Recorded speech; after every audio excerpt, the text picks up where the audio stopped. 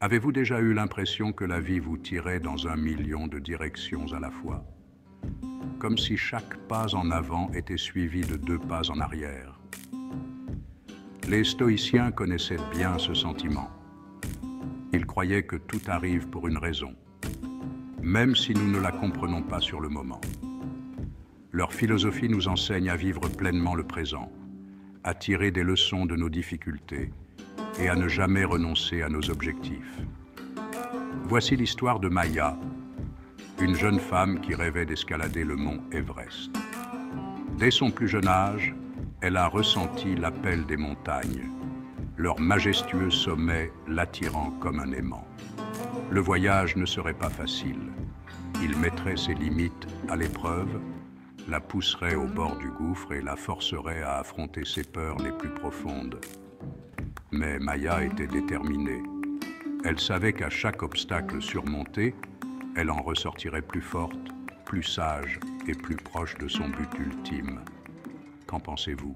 Maya fixait le sommet imposant de l'Everest, son sommet enneigé perçant le ciel.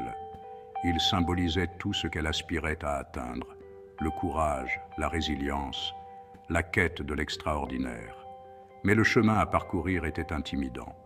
L'ascension était périlleuse, la météo imprévisible, les risques incommensurables. Elle pensait aux sacrifices qu'elle devrait faire, le confort de son foyer, la sécurité de son emploi, le temps passé avec ses proches. Le doute la rongeait.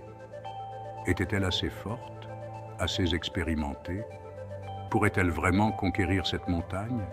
Ou était-ce simplement un rêve impossible? L'entraînement de Maya a commencé par de petits pas. Des courses matinales, des séances de sport épuisantes, des randonnées le week-end avec une difficulté croissante. Elle a repoussé les limites de son corps et de son esprit, testant ses capacités, embrassant la brûlure de l'effort. Puis vint le premier revers. Lors d'un exercice d'escalade de routine, elle a perdu prise et a chuté, une douleur aiguë lui traversant la cheville. Le diagnostic du médecin était une entorse de la cheville et des ordres stricts de repos. La déception l'a submergée. Cette blessure allait-elle faire dérailler son rêve avant même qu'il ne commence? Le chemin vers l'Everest n'était pas seulement pavé de défis physiques. Obtenir des sponsors était crucial pour financer l'expédition.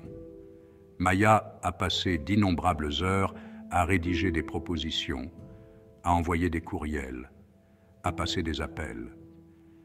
Les refus se sont accumulés, chacun d'eux portant un coup à sa confiance déjà fragile. Certains sponsors potentiels la trouvaient trop jeune, trop inexpérimentée. D'autres n'étaient pas convaincus de son engagement.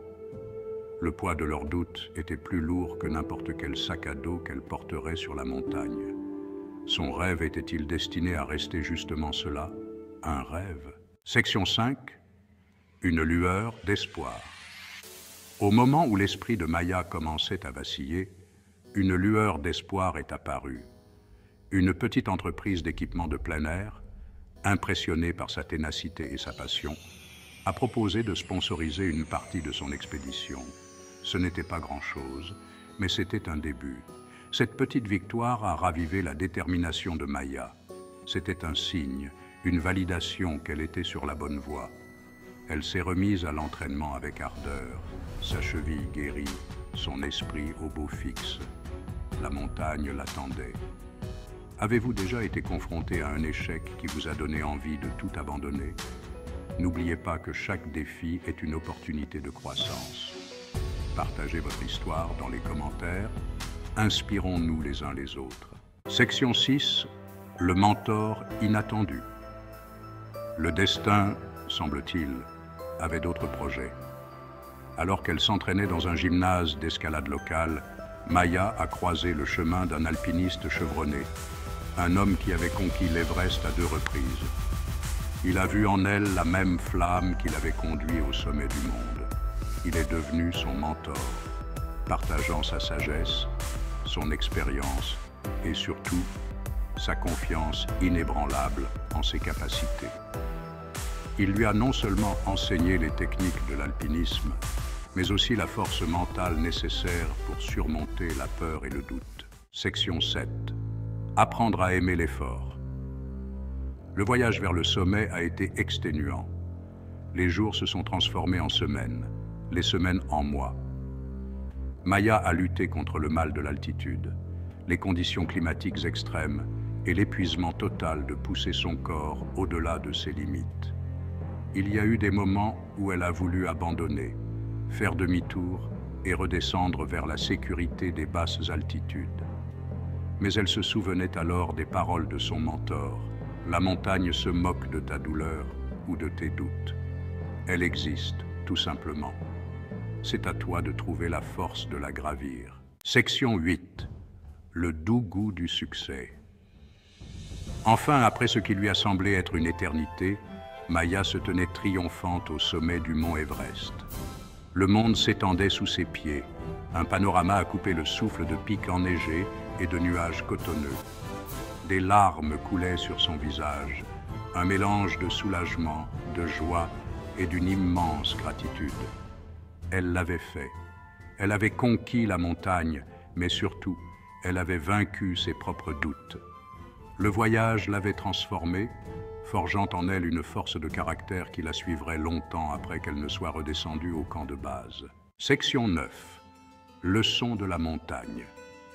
Alors que Maya se tenait sur ce sommet, elle a réalisé que les leçons apprises sur l'Everest allaient bien au-delà du domaine de l'alpinisme. Elle avait découvert le pouvoir de la persévérance, l'importance d'accepter les défis et la force inébranlable de l'esprit humain. La vie, comme l'Everest, est un voyage semé d'obstacles et de rebondissements inattendus. Mais à chaque défi relevé, nous en ressortons plus forts, plus sages et plus capables que nous ne l'aurions jamais cru possible. Alors, embrassez l'inconnu, repoussez vos limites et n'arrêtez jamais de gravir votre propre Everest personnel. Qu'attendez-vous? Lancez-vous à la poursuite de vos rêves dès aujourd'hui. Le monde attend de voir votre grandeur.